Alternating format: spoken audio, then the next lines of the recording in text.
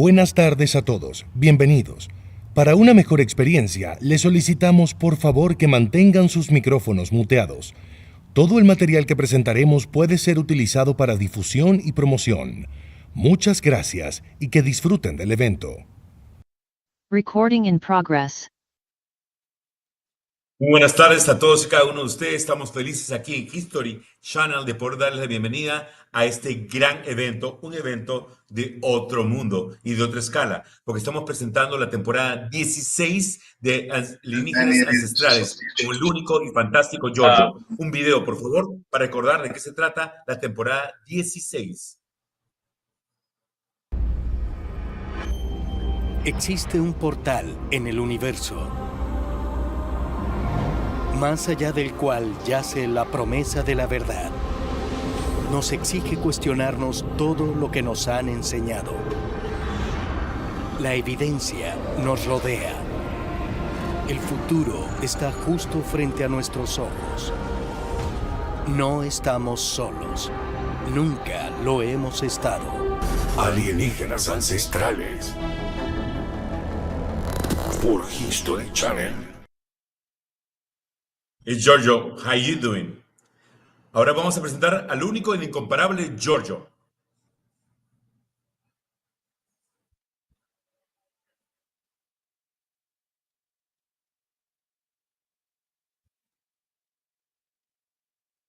Estamos ahora con Giorgio en unos segundos. Esperamos que no haya sido secuestrado por aliens todavía, para que pueda compartir con nosotros este evento. Una de las cosas más importantes de esta temporada 16 es que empezamos con un capítulo increíble. El capítulo se llama La ciudad perdida de los mayas y es importante este capítulo para entender por qué esta civilización brilló tanto por más de 2000 años y por qué su desaparición sigue siendo una incógnita tan grande para todos y cada uno de los historiadores. Vamos a compartir con ustedes un segmento de este programa para que podamos conversar con Giorgio y analizar la temporada 16. En las selvas de América Central, el pueblo maya prosperó durante más de 2000 años. Los mayas eran muy sofisticados. Construyeron grandes ciudades piramidales. Crearon el único sistema de escritura que conocemos en toda América. Los mayas poseían conocimientos que desafían cualquier explicación. ¿Cómo comprendían las largas y vastas órbitas de la Tierra a través de la Vía Láctea? Nuevas pruebas revelan una civilización más extraordinaria y más antigua de lo que jamás imaginamos. Hemos descubierto un capítulo perdido en la historia de la humanidad. Pero el mayor secreto de los mayas implica el contacto con visitantes de otros planetas. Los propios mayas decían que habían recibido enseñanzas de seres extraterrestres. Alienígenas Ancestrales por History Channel. En las selvas de América Central, el pueblo maya prosperó durante más de 2000 años. Los mayas eran muy sofisticados. Construyeron grandes ciudades piramidales. Crearon el único sistema de escritura que conocemos en toda América. Los mayas poseían conocimientos que desafían cualquier explicación. ¿Cómo comprendían las largas y vastas órbitas de la Tierra a través de la Vía Láctea? Nuevas pruebas revelan una civilización más extraordinaria y más antigua de lo que jamás imaginamos. Hemos descubierto un capítulo perdido en la historia de la humanidad. Pero el mayor secreto de los mayas implica el contacto con visitantes de otros planetas. Los propios mayas decían que habían recibido enseñanzas de seres extraterrestres. Alienígenas Ancestrales por History Channel. A partir del 17 de febrero y hasta exactamente el 21 de abril podremos disfrutar de 10, sí, efectivamente, 10 episodios de Alienígenas Ancestrales con Giorgio, en donde vamos a poder ver Tienen temas problemas tan para la conexión con Giorgio. diferentes y difíciles como la ciudad perdida de los mayas, los whistleblowers, Jacques Vallée, el pionero de lo que es considerado hoy día el multiverso. A ver si Elon Musk también nos está escuchando. La búsqueda de la inteligencia, no artificial, sino la búsqueda de la inteligencia alienígena, la tumba de los Cosmic Bulls, los profesores ancestrales, de Linda Moulton, Howard's Files, sí, los archivos de Linda Moulton, la resurrección de Puma Punku, que es uno de los episodios más importantes para Giorgio y del cual nos va a hablar en breve, y obviamente The Chosen, los elegidos. Así que estamos esperando que Giorgio se una nuevamente con nosotros y empezamos este evento increíble con Alienígenas Ancestrales y Giorgio, solamente por History. Recuerden que tenemos todos los episodios disponibles inmediatamente, sí, escúcheme bien, inmediatamente después de que salga al aire a nivel lineal, tenemos los episodios en VOD. Sí, en Video On Demand, con su cable operador, podrán ver todos estos episodios cuando quieran, como quieran y donde quieran, para que puedan disfrutar de esta temporada increíble, la temporada 16 de Alienígenas Ancestrales. Avísenme cuando Giorgio esté, por favor, chicos.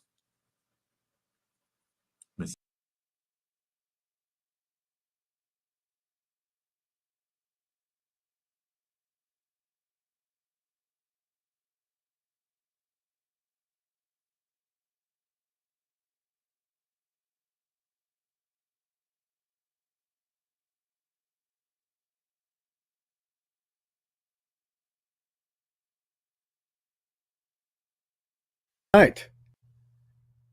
Now okay, I can Giorgio. See.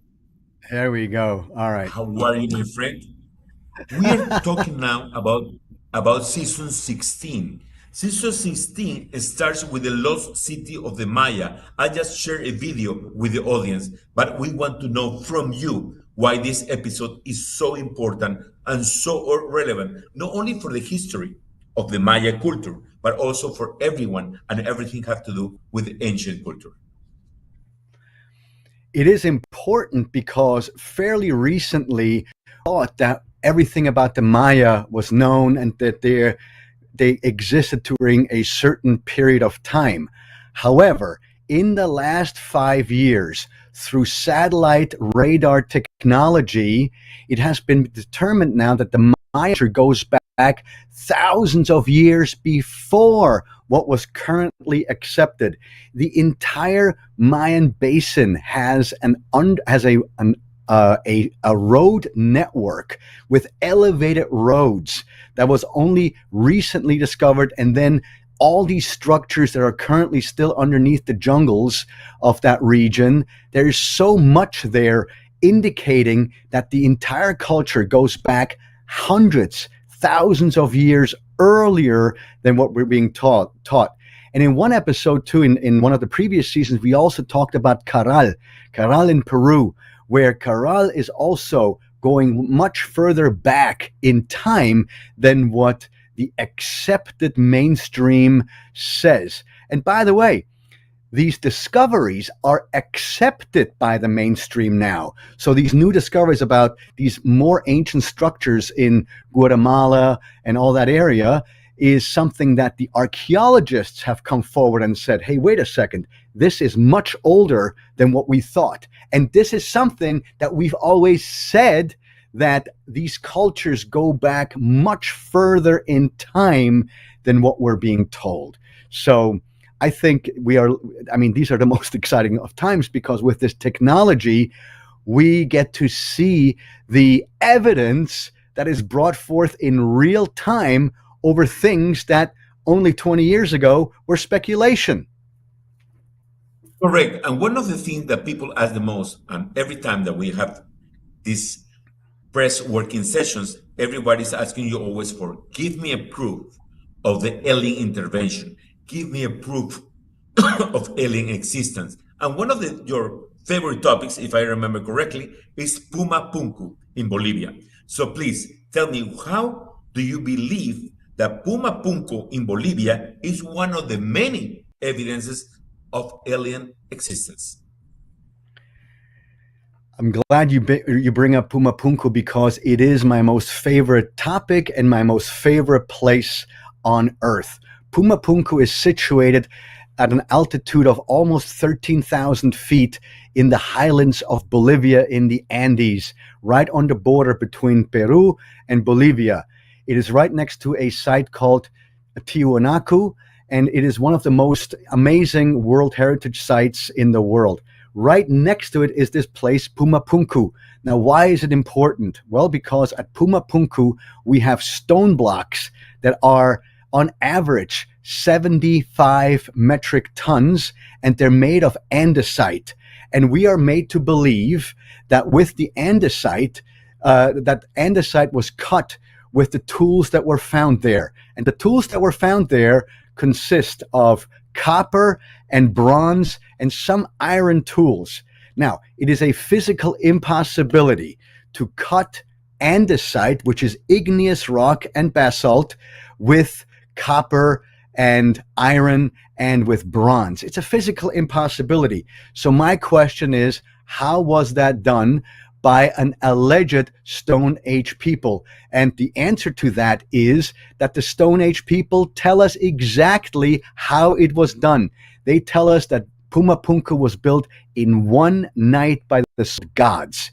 Who were these gods? Misinterpreted extraterrestrials, because and I've said this to you guys before, but everybody should hear this. There are no gods. There never were any gods. There never will be any gods. The reason why we have these stories of gods is because our ancestors misinterpreted highly advanced technological extraterrestrial beings as gods, even though they were not at all, because of their highly advanced technology. One of the things that we discuss every day in every room, from the bedroom to the boardroom, is artificial intelligence. But one of the episodes speaks about alien intelligence. How close are we to find evidence of our alien intelligence among us?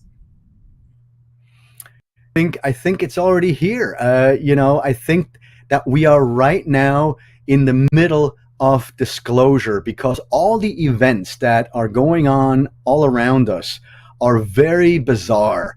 In fact, we have this drone mystery of these drones flying all over the place. We have the orb mystery with these orbs of lights showing up everywhere and traveling at high accelerations and doing maneuvers that, our technology, as far as I know, could not do. They would incinerate, or they would, crash or turn into mush going in at that acceleration. Our current material sciences would not be able to do this, as far as of what we know that has been released publicly.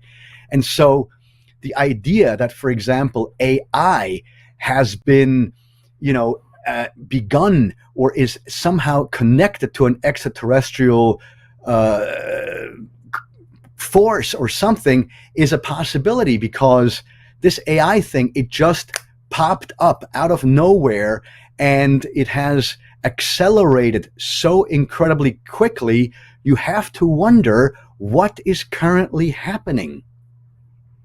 And by the way, now what I wanted to mention too is, in this season, we have a special Pumapunku episode called Resurrecting Pumapunku, in which we have 3 forensic 3D recreation artists, and they have recreated Pumapunku, and you have to go see the results. It's unbelievable. We cannot wait for that particular episode. Now, we have the questions from our journalists. The first question will be, we have a legacy of all these amazing advances from the Mayan culture. If you have to choose one evidence of the alien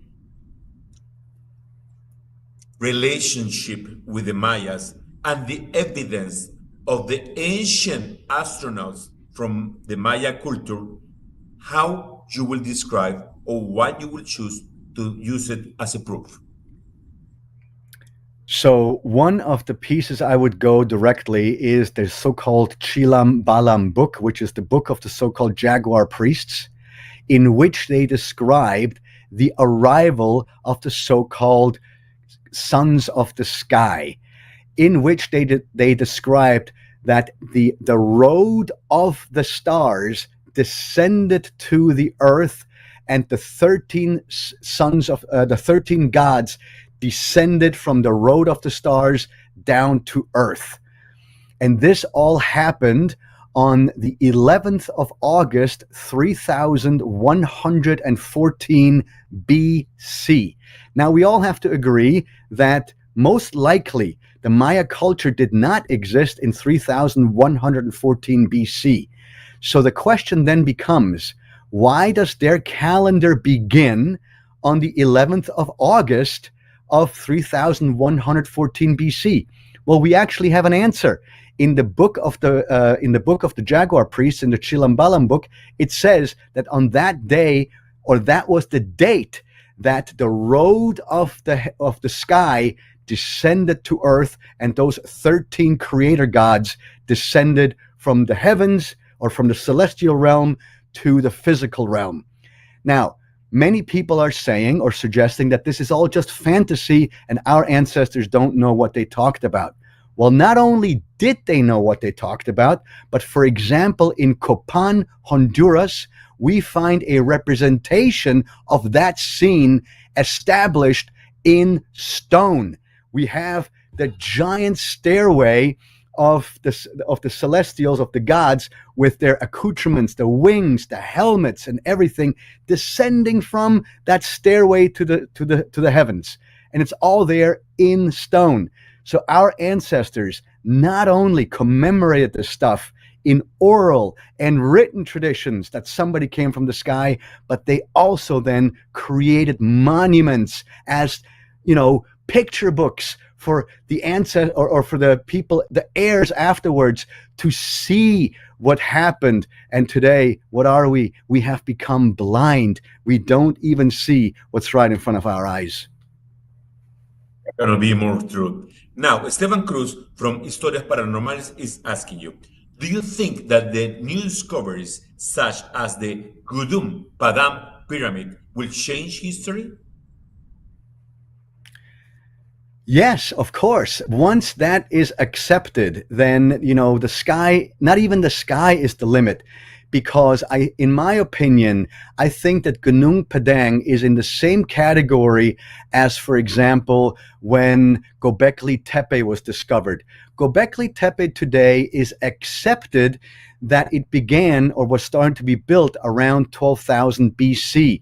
Now, 10,500 BC. How do we know that this happened? Well, because at the time, so around the early 1990s, Robert Schoch, for example, always said that our history goes way back further than just 6,000 BC. And everybody said, well, you are wrong. This is an impossibility. So it was only people like us who said that our civilizations goes back further than the Sumerians and the Babylonians. And then they discovered Göbekli Tepe, and because in the shape or in the way it was discovered, they were able to determine it is 10,500 BC, because when Göbekli Tepe was built, whoever built it or whoever came after, they then decided to bury it up artificially again, thus creating essentially a time capsule. And so when in the 1990s, then this shepherd came along with his flock of sheep, that where one of his sheep fell into a hole, into this void, and then he looked inside and said, wow, is there a structure down there? And that is when the excavations happened at Göbekli Tepe, and the archaeologists, strata for strata, level for level, uncovered Göbekli Tepe, and discovering bones, textiles, ash, trash, all these different things. That is why archaeology today accepts Göbekli Tepe as being ancient, or predating the Babylonians. So, am I speculating that there are other, sites that are underground, that are still not uncovered, that are just dormant, undiscovered, that will be discovered? The answer is a resounding yes, and we need to pool together all the resources and all the money to turn on all the satellites up in the sky to help us see inside the ground.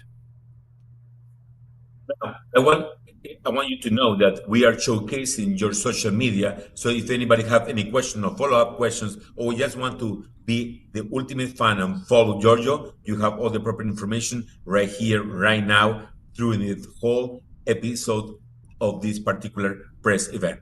Okay, and now we're going with the questions. Mariana, next question, please. Juan Manuel Arias from Infobae, Colombia. Buenas tardes, Giorgio, a todas las personas que están acá conectadas. Es un placer estar tema apasionante como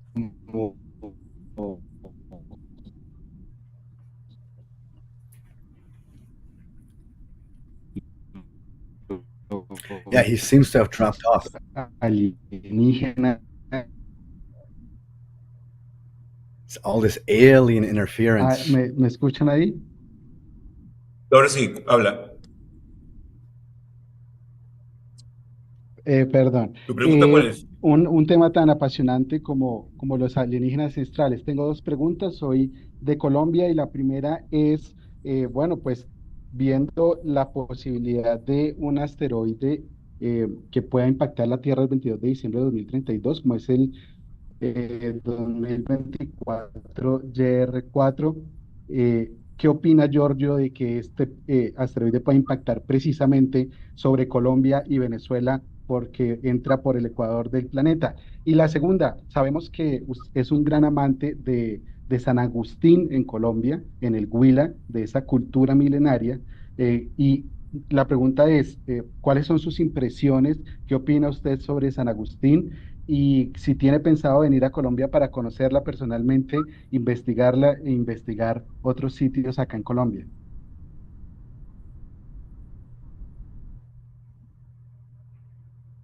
Yes, so I've heard about the story about the asteroid of 1932.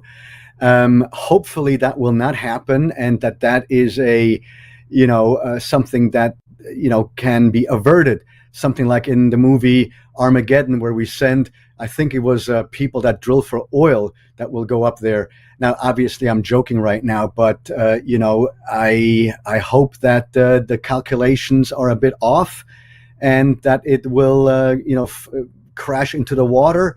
Maybe that will create some tsunamis. So I'm sure everyone follows this story. Can be done to be prepared. Now, the second question about, my favorite things in Colombia. Yes, San Agustin, we've done an episode there with my good friend and colleague, David Childress, and his friend and our colleague, Praveen Mohan, where they compared the similarity between some of the motifs found at San Agustin and also of ancient India, which is incredibly intriguing.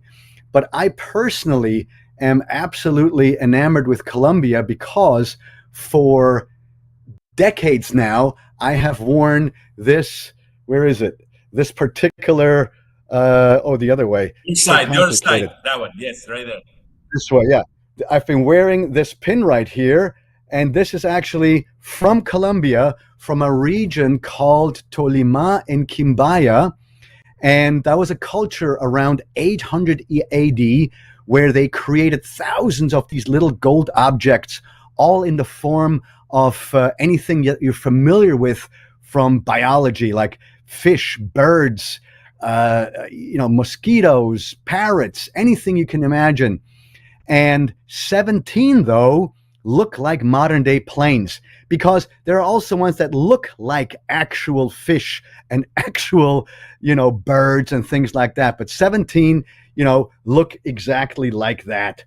And so the idea was in the 1990s by two guys that were two engineers, they look like planes, can they fly? So they made models about this size, put a propeller on the inside, they threw it in the air, and it flew. So this to me here, Colombian, is one of my most favorite smoking guns of the ancient astronaut theory.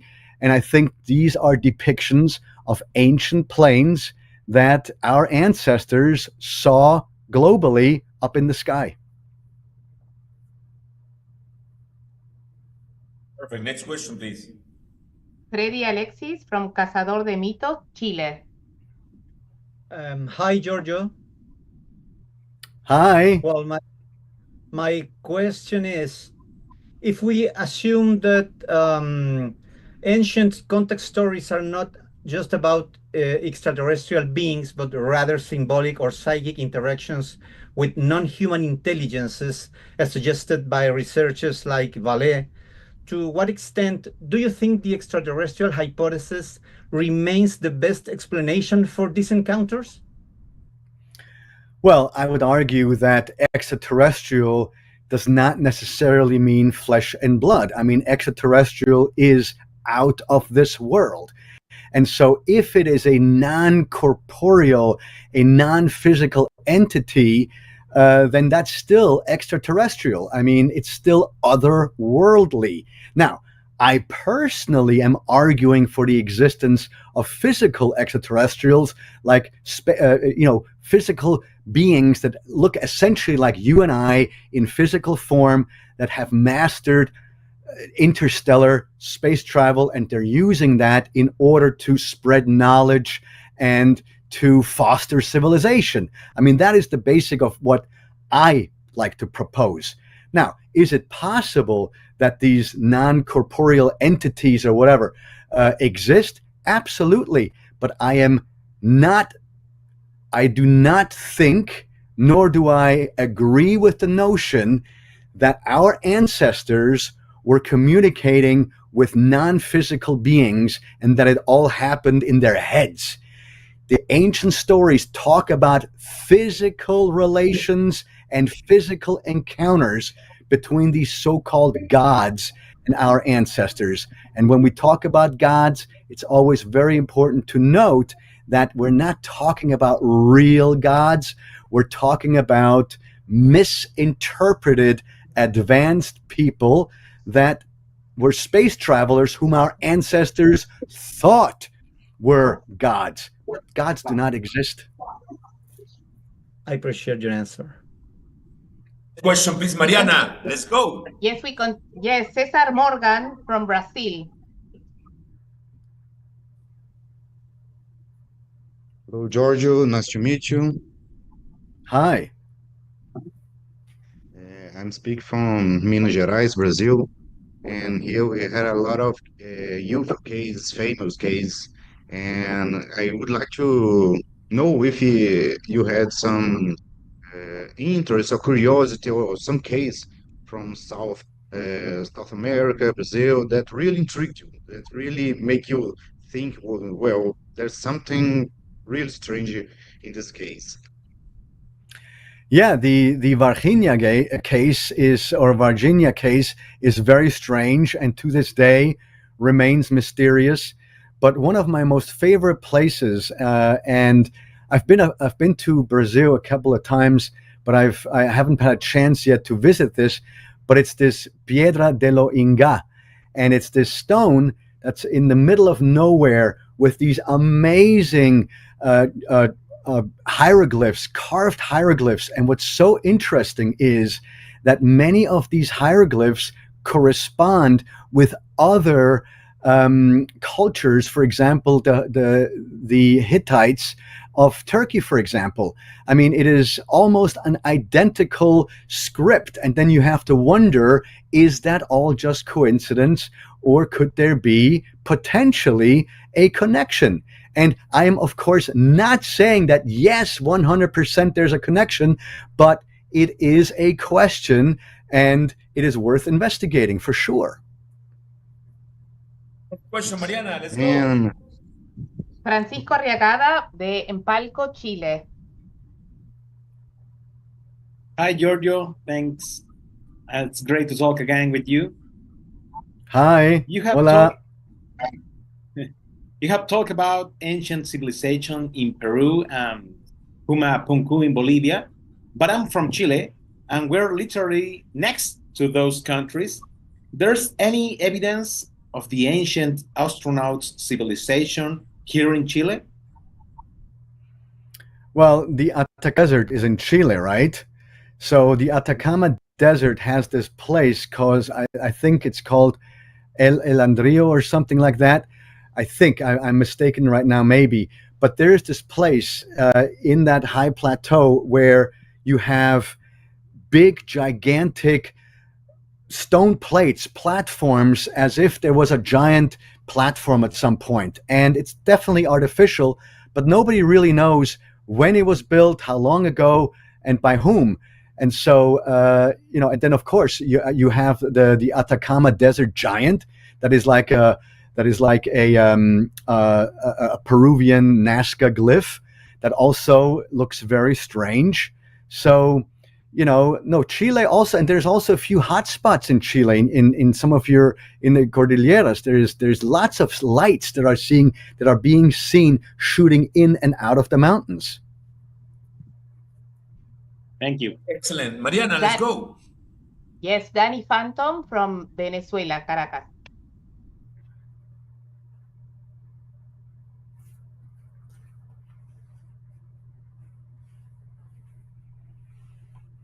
Danny?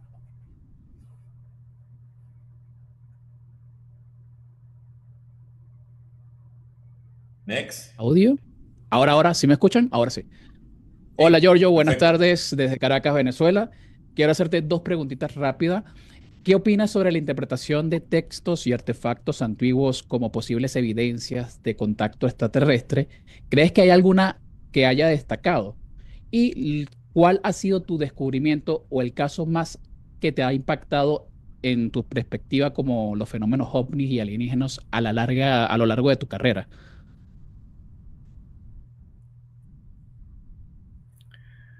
Right. So the first question is essentially the basis for the ancient astronaut theory and for the work that I do and to show ancient aliens.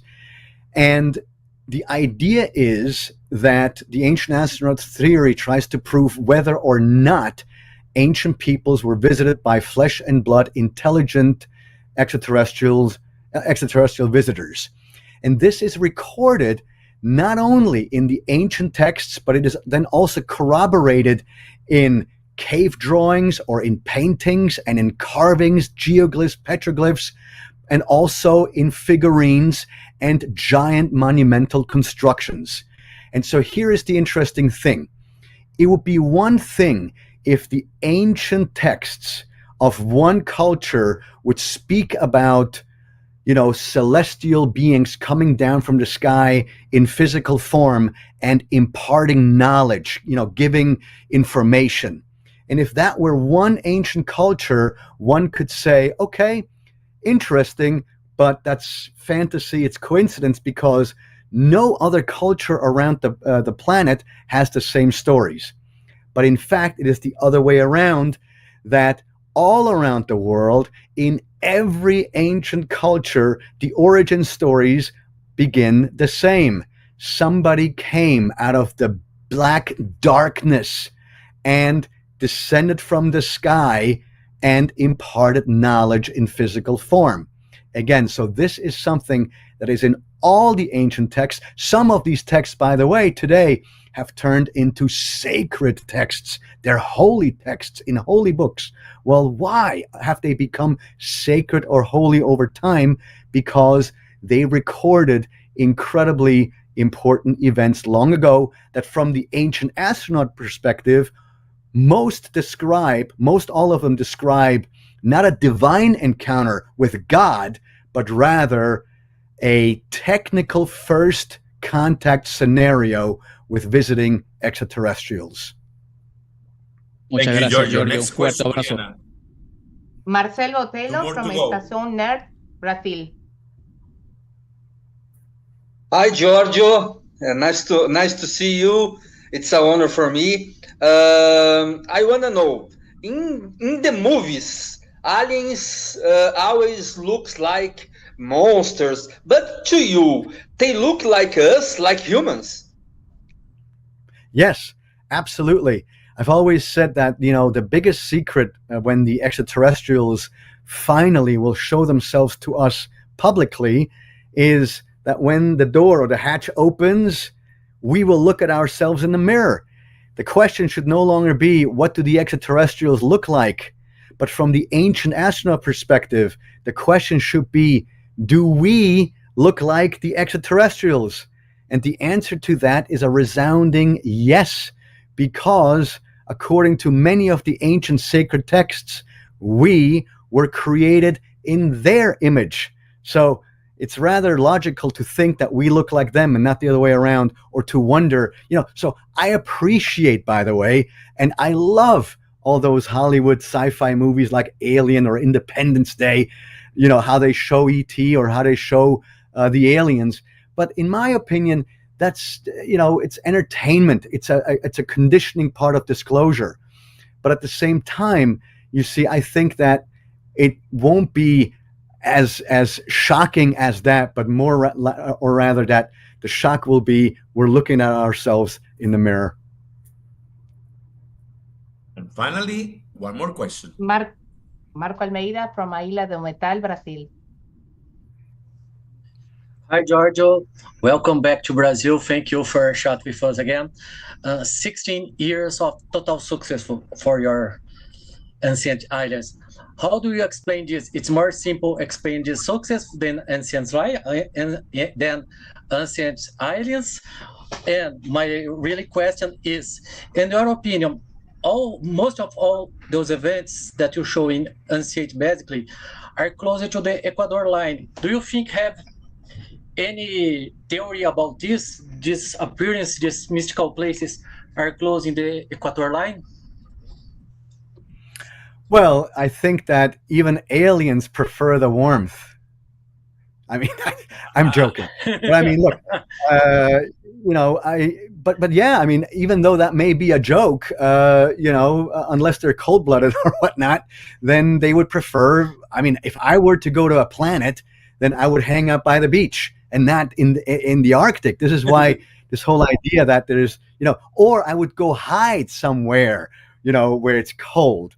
But I would hang out absolutely in the tropics. So, and they had the choice because they also had flying machines. So, no, but and your first question about what do I attribute the success to Ancient Aliens? I have to thank the fans. The fans keep tuning in, and this shows to me that we have struck a chord.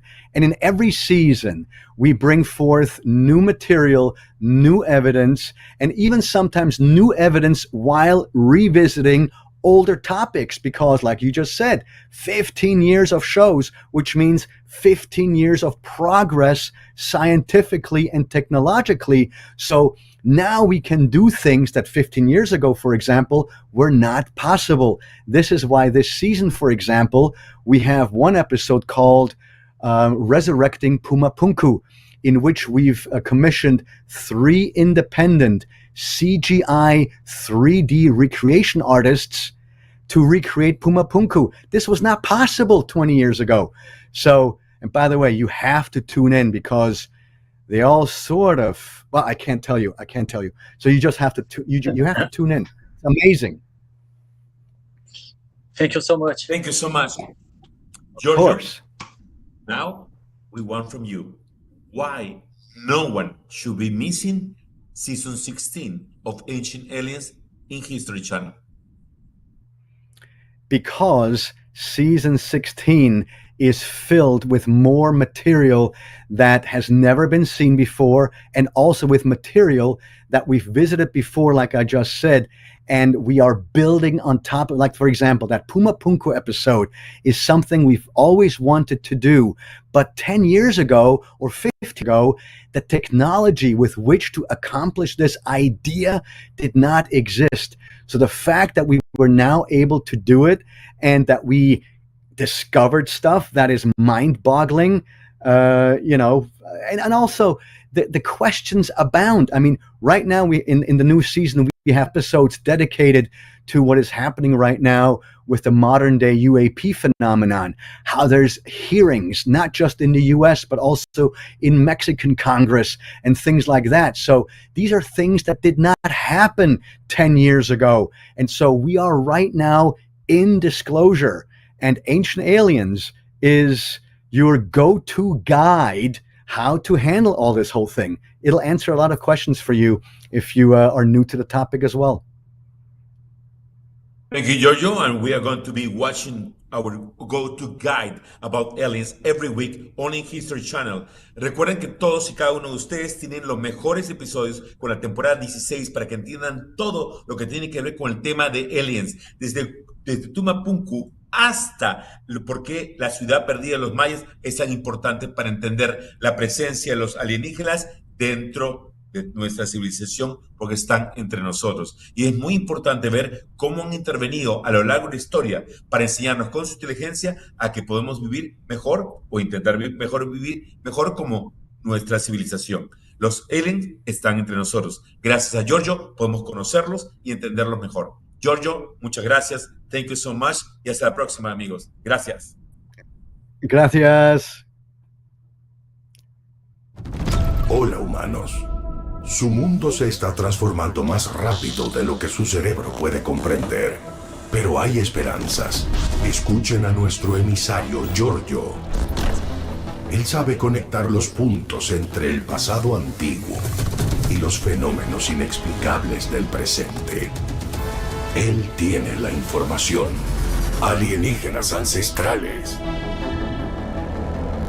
Por History Channel.